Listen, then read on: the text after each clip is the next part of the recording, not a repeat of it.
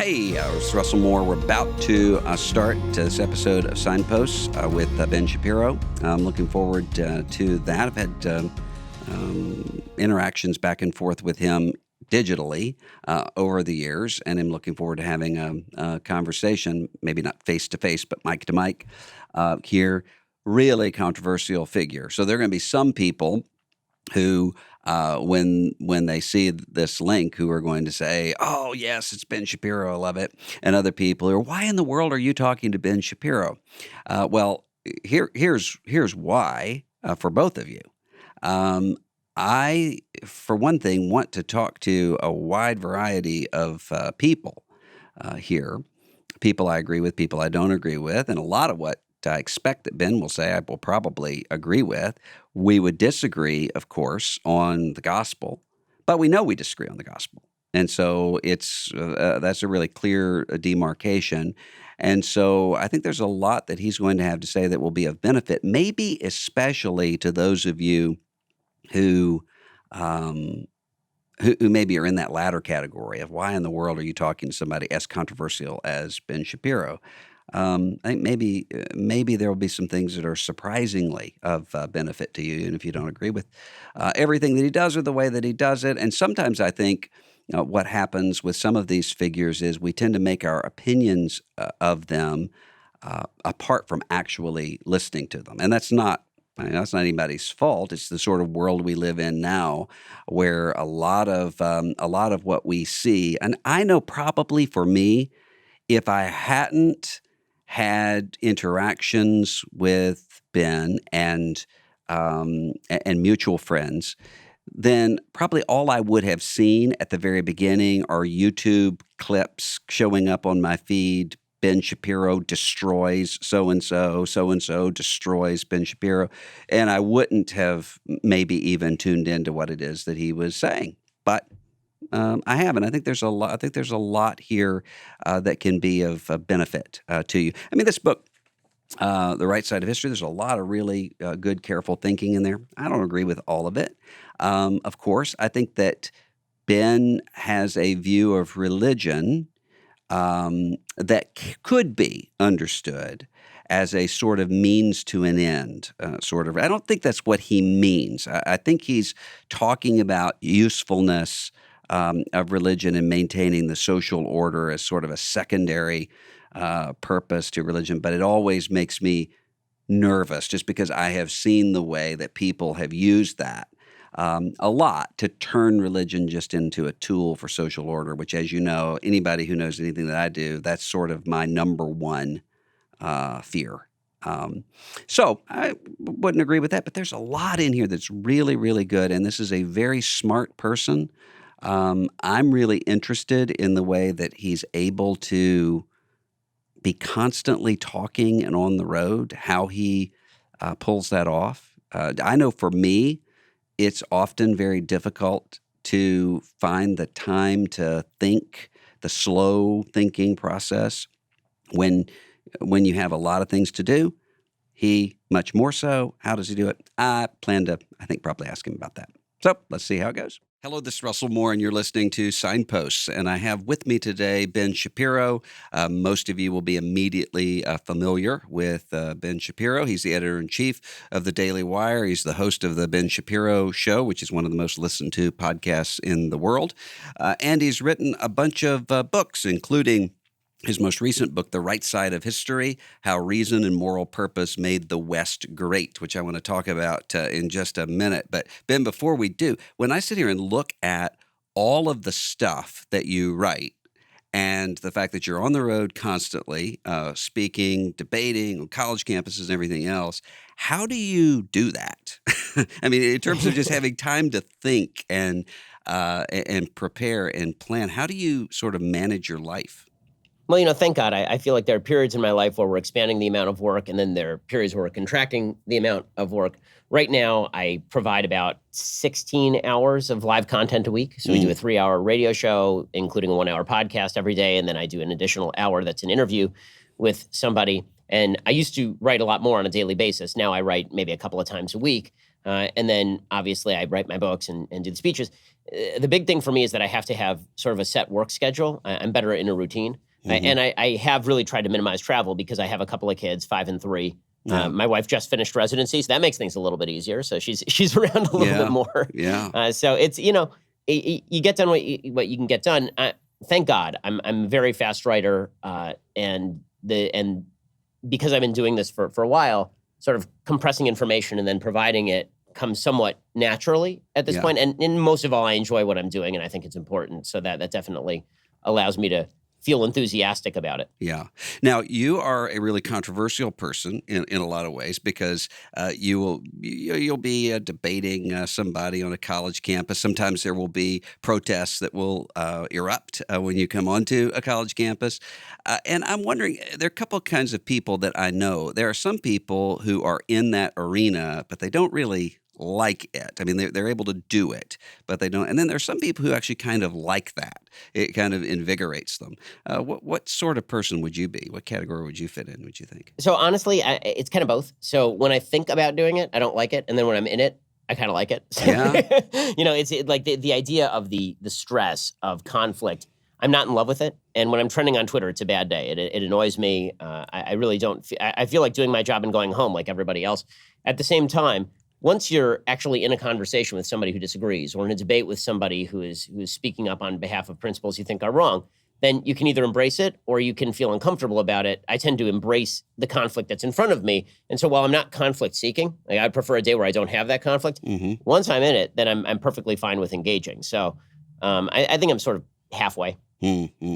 Well, your book, The Right Side of History, I was really fascinated from the very beginning because you talked about the mystery of why things are so bad, along with the mystery of why things are so good, which for me, as a Christian theologian, sounded really Augustinian. You might not like that comparison, but it It's fine with me. sounded that way to me. What do you mean by that in terms What of— I mean is that we are the richest, freest people in the history of the world, the least discriminated against people in the history of the world. You can pick your subgroup, and in history, it would be ignorant to suggest that you are now more discriminated against than anybody of your group in the West was even 40 or 50 years ago, maybe 20 years ago.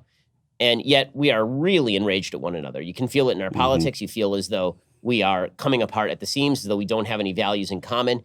You're seeing rising rates of suicide, particularly among younger people. You're seeing the opioid epidemic. There are feelings of division that are exploited by politicians who are seeking to cast you as the victim and other people around you as victimizers. And so the question is, if I told you 100 years ago, here's the deal. You're going to have a magic machine that you carry around, and it gives you access to all information on planet Earth at the touch of a button. You can also FaceTime. You can actually have FaceTime with anyone in your family, no matter where they live, at any time of the day. You can walk into a market, and you can buy any type of food sourced from anywhere on the planet, and you can do so for pretty much nothing. And you can order any product on a magic machine, and it will arrive to you in 2 days or less. And you're going to live till you're 80, right? You're going to be born, and you're going to live till at least you're 80. That's going to be the average life expectancy. People would have thought that you are talking about utopia. And yet we are treating this as though it is a dystopian society. On the right, you have people who are declaring that we are in the death throes of civilization. And on the left, you have people who are declaring that capitalism has failed us, that the economy has failed us, that we're tearing each other apart because of economic shortcomings and income inequality. So I was trying to get at what exactly were the unifying features of American society, or what were those features supposed to be anyway? And why does it feel like those are dissolving? And that's not to whitewash the history of the West or the history of the United States and say that we haven't had divisive periods in American history. We certainly have. The difference was that in those divisive periods, there were some real things to fight about. I mean, when in the 1960s, the civil rights fight was a fight worth having, and there were real disagreements about real issues. The Civil War was a real disagreement about a serious moral issue. Whether or not the marginal tax rate, the top marginal tax rate is 37% or 32%, and whether or not we are going to place carbon taxes on emissions. Like, these are policy differences, but why exactly are we clubbing each other over the head on a routine basis about this kind of stuff? And why do you think that is? Why is everything so, to go back to Augustine, so Manichaean? Well, I mean, I think that economically, we've obviously become incredibly successful because of free markets and capitalism. And at the same time, we seem to have left behind the idea of community outside of government. So government has supplanted the idea of community, and that's particularly church community. So if you look back to the founding, one of the critiques that's being made of the founding on the left is that the founding was selfish and capitalistic and sort of atomistic. And then on the right, you see a similar criticism, which is that classical liberalism, this is sort of the Patrick Deneen criticism, that classical liberalism carries the seeds of its own destruction because it doesn't reinforce the social institutions that are necessary in order to build a successful society. But that's not what the founders were talking about. What the founders really believed is that the Enlightenment and Enlightenment values and freedom, that had a flip side, and those freedoms were balanced by virtues and duties. I mean, as John Adams put it best when he said that the Constitution was designed for a moral and religious people only. Anything else would fall apart, that if you have a non-moral people, they will shred the bounds of the Constitution like a whale through a net. It's not going to do anything. George Washington talked about all of this. And so there's been this bizarre recasting of the Enlightenment and the American founding as this unique moment in time. Jonah Goldberg calls it the miracle, where sort of out of nowhere these thoughts appeared. And the point that I'm making in the book is that this was the outgrowth of a long history in Western civilization that is connected to deep religious roots and deep roots in reason. And you do need both. That basically civilization is built on a suspension bridge between basic philosophical tenets that are embedded in Judeo-Christian values and also in the use of human reason to militate and to help us sort of separate the wheat from the chaff when it comes to public policy and religion. And if you don't have either one of those, if you don't have the freedom of reason, you end up with theocracy. And if you don't have religious institutions and religious principles, you can either end up in tyranny or in complete anarchy. And so the balancing act that the Enlightenment provides, the best part of the Enlightenment, the American Enlightenment provides, is the model that we need to return to. In other words, we need to stop ripping on people going to church. We have to stop pretending that intermediate associations like church are a bad thing. And at the same time, we have to recognize that classical liberalism is quite a good thing, and that rule from above and attempt to cram down your values on other people on a broad level is going to create more conflict than it prevents. You know, you mentioned church communities, and one of the things that I've noticed, I bring this up all the time with people, is the fact that one almost sees the reverse of what one would have expected to see in the 20th century, which is rural communities used to be sort of the church-going, stable sort of societies, people worried about sending their kids off to the big city for fear that they would lose their faith. Now, what I'm looking at is tremendous stress coming on church communities in those rural areas. That in many cases, the very same social dissolution that's happening everywhere else is happening within the church too. And so, what would you advise people to do? What can the regular church-going person who's concerned about that fraying of community, what can he or she do? I mean, I think that the first thing, if you're church going already, I think that that's obviously the first step. I mean, I think a lot of the book is basically a call for people to respect religious foundations of the society. I also think that one of the big factors in the decline of church has been the decline of the role of church in actually providing not just philosophical and religious social fabric, but also the sort of help on a day-to-day level that people need. And so people have started to rely on government as a substitute for church. For most of American history, local and state and federal government did not nearly as much for individuals as churches and religious communities did. The sort of route that you went when you had trouble was you immediately went to your family, and then you went to your church. And then after that, maybe you went to local authorities, state authorities, federal authorities. And now it seems as though this has almost been reversed.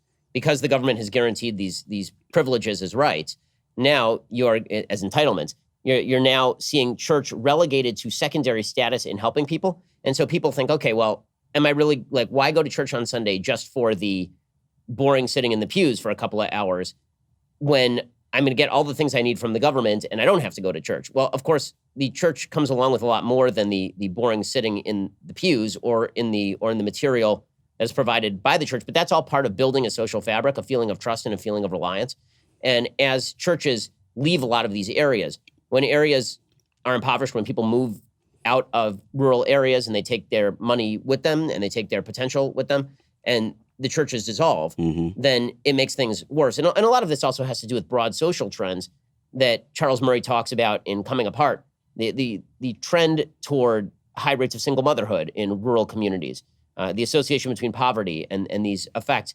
Now, the church was supposed to fill that gap. I also think that church leaders, and this is true particularly in the Jewish community, I think that what you're seeing is that the church tried to pander to people it thought was going to leave it just stopped giving them the kind of harsh but true, fact check harsh but true information that they need about how to live a virtuous life, and instead started substituting a feeling of vague spirituality for actual moral standards. And that has not been a boon to the church. It's been precisely the opposite. If I want vague moral standards and some pizza, I can get that on PBS. Right. If I want actual injunctions about life and eternal life and the things that you should be doing, then I'll go to synagogue or I'll go to church. And that's what you're seeing, by the way, in terms of the statistics. The great move away from religion in the United States is largely not coming away from the people who are regular churchgoers. It's from the people who are once a month or once a year churchgoers, and from people who go to synagogue, once every year on Yom Kippur and then break for lunch. Yeah. So I I think that religion has to take itself seriously if it hopes to be taken seriously by others. I agree with that completely. When I think of the title of your book, The Right Side of History, where most evangelical Christians, what they think of immediately, I think, when they think of those words, would be arguments over the LGBT issue. And there are a lot of people who will say, look, those of you who are conservative evangelicals with a Christian sexual ethic, or Orthodox Jews or Muslims, you're on the wrong side of history, and we're going to use culture and government to sort of nudge you along to where you're going to go anyway, ultimately, because history is sweeping us toward this place. How would you advise Christians to engage that issue when you have some who are really combative on the issue, but you have a lot more, I think, especially younger evangelicals who are they still hold to Christian convictions, but they don't want to talk about it because they know it's going to be just a huge controversy. Yeah, I mean, I think that the use of the phrase "the right side of history," I use it to mean something completely different in my book, specifically because of this. So people have been taking an old tweet of mine where I say that the right side of history may be the most morally idiotic phrase of modern times. Yeah. I was specifically referring to how Barack Obama uses it, because the way that Barack Obama used it was, if you disagree with me, then you are on the wrong side of history, which is an insanely audacious claim, because last I checked, you aren't God, and you're not speaking from the future. So you didn't show up from 2,000 years in the future and tell us that this worked out. You're just saying that you think that in the future your views will be justified. Well, that's an emotional appeal, not really an argument. In my book, when I talk about the right side of history, what I'm saying is that there are certain things that we have found to be good in society. What exactly brought us to those good things? And what brought us there, that would be the right side of history. Like, we can now look back. When you look at history, you have to look back. When Barack Obama talks about history, he's looking forward, which is very weird, right? It's like saying the future will have justified us 100 years from now. Well, how do you know that? I mean, that's a bizarre claim. And I think that that's the argument that Christians and Orthodox Jews and religious people can make, is you may claim that, you're on the right side of history, but how do you know that until we have seen how this is played all out? I mean, in the 1960s, there would have been an argument that the folks on the right side of history were people claiming that single motherhood was just as decent as two-parent family households. And that fell apart pretty quickly. Yeah. So you're going to need to wait for history to justify you. Beyond that, when it comes to eternal moral principles, such as you can control your own behavior, this is a principle that has been justified over the course of Western civilization. And it's a principle that's under attack. So if you're talking about sexual behavior is really just an extension of human behavior more generally, just in sort of the most passionate way. And the religious lesson has always been, you are in control of your behavior. I mean, the lesson from Deuteronomy is you're supposed to, I give you here the choice between life and death, and choose life, right? The choice is yours. And it's not as though, if you're a believer like I am, when God wrote the Bible, that God didn't know human nature, that he didn't know that people have a tendency towards sin. Of course he knew that people have a tendency towards sin. I mean, that's been embedded in religious theology of every religion forever. The question is whether you are in control of yourself or whether you're not in control of yourself. And just because something is very difficult does not necessarily mean that you are justified in doing it. At the same time, folks on the right, I think, who have been pushed into discussing this issue ad nauseum, they need to keep reminding folks on the left. And folks on the left don't understand this, that everyone is a sinner. Everybody sins. Yeah. There are a great number of sins that, like in my religion, we got 613 commandments, which means we are all sinning pretty regularly. And what that means is that I have to take all of those sins seriously. And in doing so, I'm not condemning you as a worse person than I am because you sin. I'm just saying I'm not going to change my standards of sin just because you feel a real drive to do that. Yeah. And at the same time, I've always held to the conviction, when it comes to government at least, that government has to have a secular rationale for taking any sort of political point of view. And so, for example, when it came to gay marriage, well, I am, as a religious person, very much against it, and I think traditional marriage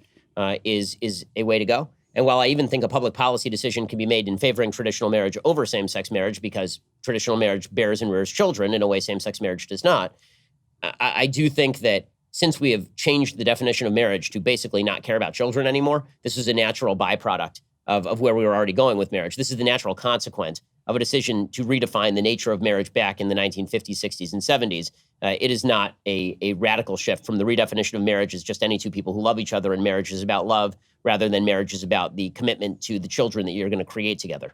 So you wouldn't see this as just a continual unraveling of the definition of marriage, where questions of exclusivity of two people and those sorts of things are next.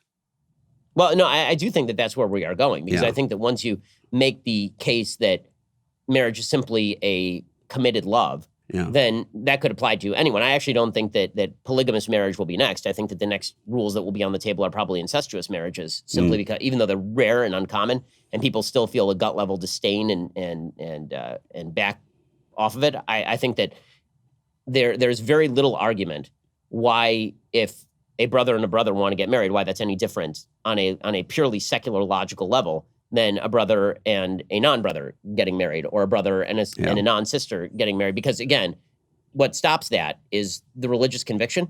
Now, you can backfill some sort of secular conviction on that, but usually the usual argument against incestuous marriage on a secular level is that it produces unhealthy children, for example. Well, that obviously is not the case if you are talking about, for example, a homosexual incestuous marriage. Now, again, I'm not comparing any of these things on a moral level. I think there are gradations of sin. And I'm going to make that very clear for the folks at Media Matters. I am not comparing incestuous marriage to same-sex marriage. I am saying that the principled argument that any two people who love each other ought to be married, that love is love, or that any group of people who love each other ought to be able to be married, that does not have within it any consistent line of demarcation. Okay, well, I don't want to end on incestuous marriage, so I will say this: when you're Jewish, I'm Christian. We share a lot of things in common. Of course, we have one huge part of our Bible in common. We also have a lot where we would disagree on the identity of Jesus Christ, for instance. What would you, as an outsider to the Christian church, what would you advise American Christians in terms of explaining their faith? Not just to people of other religious traditions, but to secular people. How would you advise us, just in terms of communication, to do that better?